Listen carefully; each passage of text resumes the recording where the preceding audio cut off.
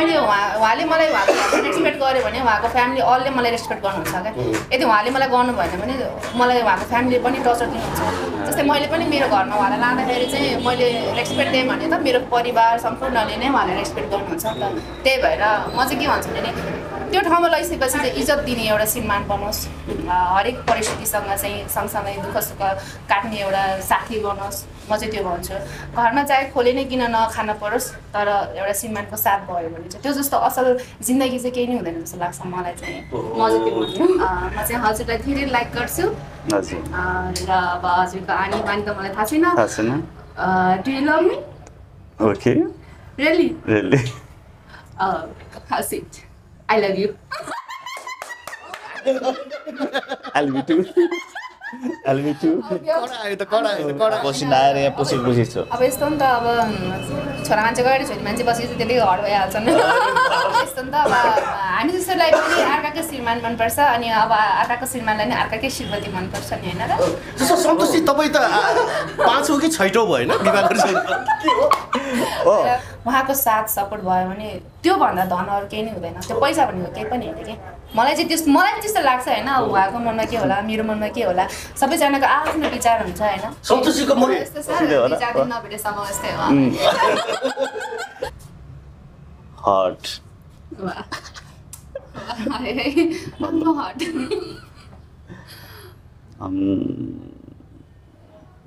कहाँबाट सुरु गरौँ सुरु गर्नु छ उहाँले कम्पिटिसनमा चाहिँ मैले गरिदिउँ कि अरू सिसी तिम्रो अहिलेसम्म चाहिँ ल परिस्थिति अब क्यामेरामा त भन्न नहुने हो है अहिलेसम्म त छैन ओके म चाहिँ कसरी मन पराउँछ कस्तो साह्रो लजाको म एकदम अभिनय नै भएन नि त किन ओब्लस नर्भस भयो अब के भन्ने अब पहिलेदेखि सिधै हो अभिनयमा होपलेस हुनुभयो क्या ल सृष्टिले नै गरिदिनु त अब सृष्टिको अभिनय उहाँको अभिनय फेल हुनुभयो फेल हो सर अब यस्तो हो नि त अब क्यामेरामा भन्नु र होइन क्यामेरा अफ द क्यामेरा भन्नु मिल्दैन अफ द क्यामेरा भन्नु मिलेन अहिले क्यामेरामा चाहिँ अभिनय हेर्दैछ अभिनय हेर्दैछ अब 60 वर्ष तपाईँले चाहिँ अब प्रपोज गर्दैछ है तपाईँको नाम के हो मेरो सन्तोष लामा ज्याकबस सन्तोष लामाजी ओके म चाहिँ अब हाम्रो चाहिँ होइन फेरि सबैजनाले चाहिँ मलाई गाली नगर्नु होला म त पहिल्यै भनिदियो यो चाहिँ हल्का यस्तो रमाइलो मात्रै गरेको छु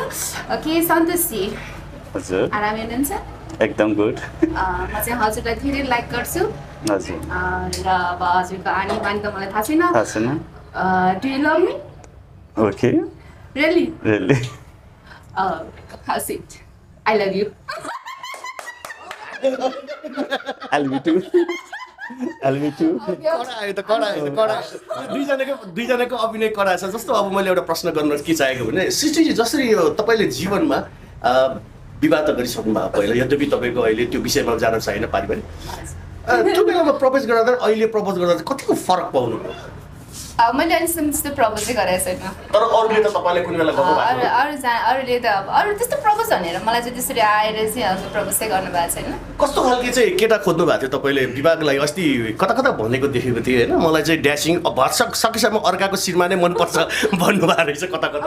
यस्तो नि त अब हामी जस्तोलाई पनि अर्काकै श्रीमान मनपर्छ अनि अब अर्काको श्रीमानलाई नि अर्काकै श्रीमती मनपर्छ नि होइन र जस्तो सन्तोषी तपाईँ त 5 हो कि 6 भयो होइन विवाह गरिसक्नु के हो 5 6 अब 7मा पुऱ्याउँ कि अब अस्ति नि त्यो अब इन्टरभ्यू सुने मैले अब खोजीमा छ मैले सुने हो खास त मैले नि हेरेँ हो खास त होइन अब म पनि इन्ट्री हो क्या हो 7मा चाहिँ तपाईँले विवाह गर्नु भएको छैन मैले विवाह भन्नाले चाहिँ अब भन्नाले अब 5औं 6औं त भइसक्यो हो अब अर्को पनि फेरि प्रवेश गरौँ कि जस्तो पनि लाग्छ तर होइन 5 6 त भन्नुभयो होइन साँच्चीकै विवाह हो कि यो चाहिँ अलिकति बुझिनँ क्या मैले मतलब गर्लफ्रेन्ड मात्रै हो कि होइन विवाह नै हो कि होइन गम्भीर आयो सोध्नु त पर्यो नि होइन कता कता न दिलको धड्कनको सारङ्गीहरू बज्छ कि बज्दाखेरि त फेरि यता चाहिँ घरमा सृष्टिजीले ट्याक्कै बताउनुहोस् त तपाईँले खोजेको होइन बडी बिल्डर उहाँ जस्तै हो त सपनाको राजकुमार होइन मलाई बडी बिल्डर भन्दा पनि मलाई चाहिँ सबभन्दा बुझ्नुपर्ने कुरा चाहिँ नारीलाई रेस्पेक्ट गर्ने एउटा श्रीमती भएर लगिसकेपछि चाहिँ श्रीमतीलाई गर्नुपर्ने जुन रेस्पेक्ट छ नि उहाँले गर्ने हो नि त हो कि नाइ मैले भन्नु खोजेको एउटा जे जस्तो भए पनि जस्तै मैले उहाँले मलाई उहाँको रेस्पेक्ट गर्यो भने उहाँको फ्यामिली अलले मलाई रेस्पेक्ट गर्नुहुन्छ क्या यदि उहाँले मलाई गर्नु भएन भने मलाई उहाँको फ्यामिली पनि टर्चर दिनुहुन्छ जस्तै मैले पनि मेरो घरमा उहाँलाई लाँदाखेरि चाहिँ मैले रेस्पेक्ट दिएँ भने त मेरो परिवार सम्पूर्णले नै उहाँलाई रेस्पेक्ट गर्नुहुन्छ नि त त्यही भएर म चाहिँ के भन्छु भने त्यो ठाउँमा लगिसकेपछि चाहिँ इज्जत दिने एउटा श्रीमान बनोस् हरेक परिस्थितिसँग चाहिँ सँगसँगै दुःख सुख काट्ने एउटा साथी बनोस् म चाहिँ त्यो भन्छु घरमा चाहे खोले नै किन नखान परोस् तर एउटा श्रीमानको साथ भयो भने चाहिँ त्यो जस्तो असल जिन्दगी चाहिँ केही नै हुँदैन जस्तो लाग्छ मलाई चाहिँ म चाहिँ त्यो भन्छु ताली नै बजाउनु मन लाग्यो कुरा त सही 100% सही आयो त किनभने पैसा भनेको त हातको मैला होइन हाम्रो पहिला बाजेहरूले भन्नुहुन्थ्यो र पैसा के होइन पैसा भनेको कमाउन सकिन्छ होइन यो हातमा तपाईँले पैसालाई व्याख्या गर्दा कसरी गर्नुहुन्छ पैसा भनेको के रहेछ पैसा भनेको पैसा चाहिन्छ पनि एउटा कुरा नचाहिन्छ पनि भने जस्तै पैसाले भनौँ न हरेक कुरा किन्न सकिन्छ तर एउटा माया भरोसा विश्वास चाहिँ किन्न सकिँदैन किनभने पैसा मात्रै भएर चाहिँ मान्छेलाई कहिले पनि पुग्दैन क्या त्यहाँ चाहिँ एउटा माया पनि हुनुपर्छ जस्तै उहाँसँग अथवा अरू पैसा छ तर उहाँसँग चाहिँ माया गर्ने मान्छे कोही छैन भने उहाँलाई त्यो पैसाले पनि कहिले पुग्दैन क्या होइन त्यही भएर उहाँलाई चाहिँ सबभन्दा इम्पोर्टेन्ट भनेको माया जस्तै उहाँसँग जुन मान्छे जुरिन्छ जस्तो उहाँको जीवनसाथी होइन उहाँको साथ सपोर्ट भयो भने त्योभन्दा धन अरू केही नै हुँदैन त्यो पैसा भनेको केही पनि होइन कि मलाई त्यस्तो लाग्छ होइन उहाँको मनमा के होला मेरो मनमा के होला सबैजनाको आफ्नो विचार हुन्छ होइन होइन अब उहाँले चाहिँ एकदम चाहिँ रमाइलो हुँदा उहाँले चाहिँ एकदम स्याड तरिकाले जाँदै हुनुहुन्छ रियालिटी जाँदै हुनुहुन्छ होइन तर रियालिटी हुँदाखेरि चाहिँ म पनि रियालिटी हो अब अलिकति व्यावहारिक कुरा गरौँ है त व्यावहारिक कुरा गरौँ अब सृष्टिजीले अहिले पसल चलाइराख्नु भएको छ होइन अब एक प्रकारले हेर्नु भने अब तपाईँले आफ्नै काम गरिरहनु भएको छ के छ त भविष्यमा यो जोडी एक भयो भने सन्तोषजीले चाहिँ भाडा मान्ने सृष्टिजीले चाहिँ चिया पकाएर बेच्ने कतिको सम्भव छ होइन अब त्यो त यस्तो हो नि त भाग्यको खेल हो अब त्यो खेल भनेको कतिखेर कहाँ खेलिन्छ हामीलाई थाहा छैन होइन हामी गिलास बजाएर देखाउनेछौँ कतिको सबक मान्नुहुन्छ हामीले यस्तो हुन्छ नि त काम भनेको कुनै पनि सानो ठुलो एउटा मानव एक्जाम्पल ल उहाँ मेरो श्रीमान नै बन्नु भयो भने यही कामलाई पनि हामीले चाहिँ माथि लिएर जान सकिन्छ होइन अझै योभन्दा राम्रो बनाउन सकिन्छ उहाँले भाडामा किन अरे यो बढी भयो भन्दैमा चाहिँ उहाँले त्यो भाडा मान्दैन नहुने त होइन नि त गर्नुपर्ने हुन्छ गर्नु कुनै अपराध होइन नि त यो बढी भनेको त पैसाले फुलेको मात्रै हो ठिक छ पैसाले फुलेको अरे एकचोटि यसरी गरेर देखाइदिनुहोस् त कति छ तपाईँको बाइसेप पैसाले त फुलेको होइन होला है बाइसेप हेरौँ एकचोटि त कतिको ठुलो रहेछ बाइसेप हेर्नु छैन गरेको अहिले कडा आयो त अर्को दुइटै मजाले फुला देखाउँ न हो दुइटै म चाहिँ हेरेको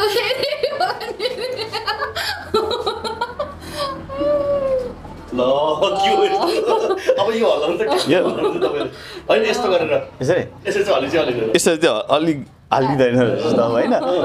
यति के राख्दा चाहिँ हल्लिन्छ कसरी यसरी उहाँले चाहिँ हेर्न मात्रै हुन्छ अरे हेरे ल के हो यस्तो कसरी रे फेरि गर्दै तपाईँले हेरेको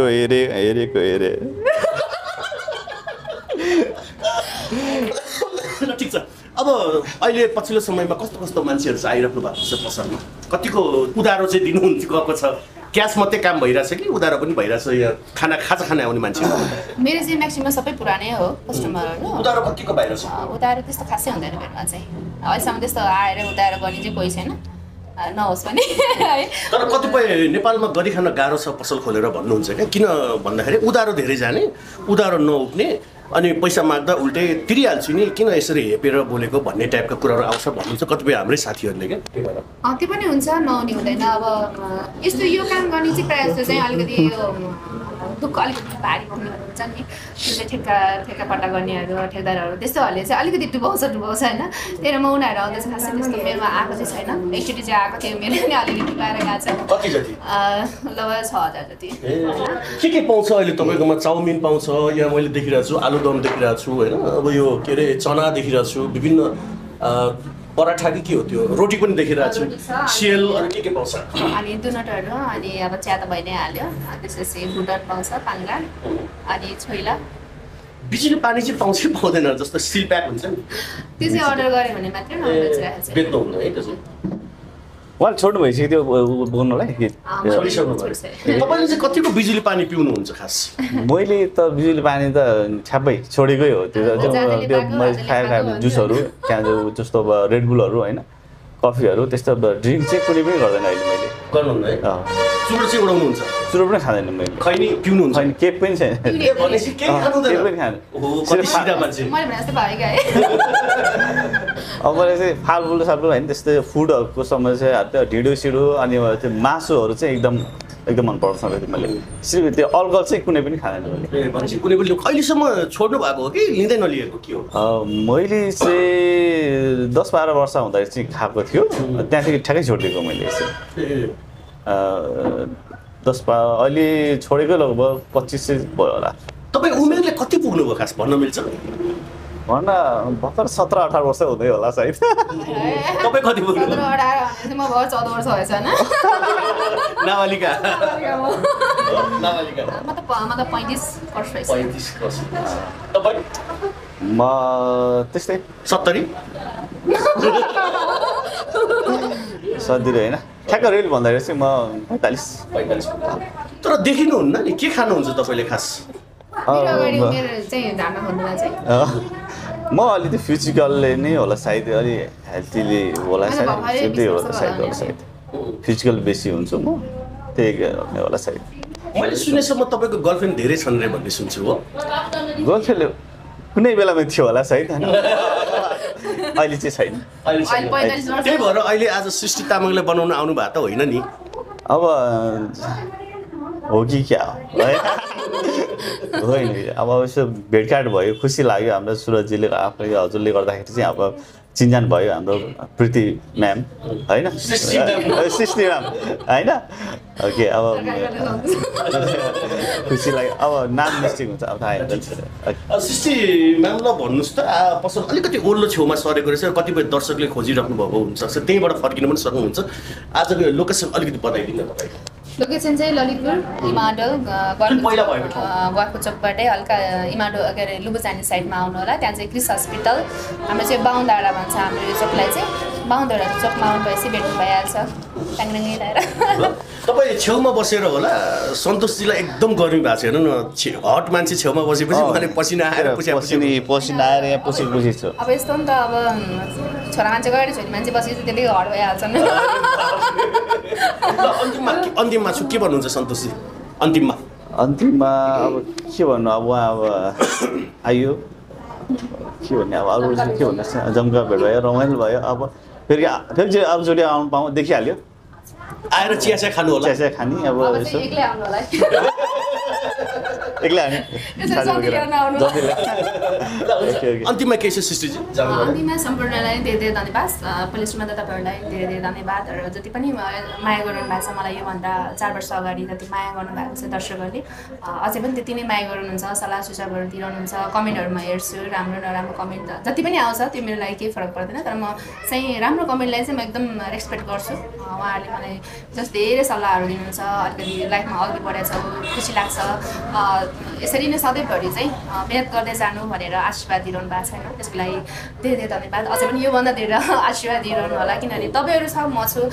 त्यही भएर तपाईँहरूको एउटा भनौँ न राम्रो कुराले गर्दा पनि मेरो हौसला बढ्छ त्यही भएर म चाहिँ त्यो राम्रो चिजलाई चाहिँ म एकदम हृदयमा राखेर चाहिँ लाइफमा अघि बढिरहेको छु आज म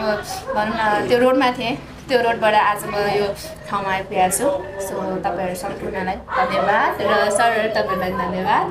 तपाईँहरूले गर्दा पनि दर्शकले हेर्न पाउनु भएको छ नि त त्यही भएर सबैभन्दा क्रेडिट चाहिँ तपाईँलाई दिनुपर्छ होइन अनि थ्याङ्क यू सो मच सन्तोषजी तपाईँसँग केही रमाइलो कुराहरू हातै मिलाउने जस्तो गर्नुपर्छ हातै मिलाइदिनु है नै अब हात मिलाउनु त्यो कुरा होइन मन नमिले मन पो मिलाउनु भयो थ्याङ्क यू सो मच मेरो पसलमा आउनुभयो यसरी होइन भनौँ न यसरी रेस्पेक्ट गरिदिनु भयो तपाईँको पनि एउटा सानोतिनो कुराहरू राखिदिनु भयो मेरो पसलमा आएर भिजिट गरिदिनु भयो त्यसको लागि धेरै धेरै धन्यवाद दिन चाहन्छु थ्याङ्क यू हस् दुईजनालाई नै समय र सम्वादलाई धन्यवाद छ है हजुरहरूलाई हस् धन्यवाद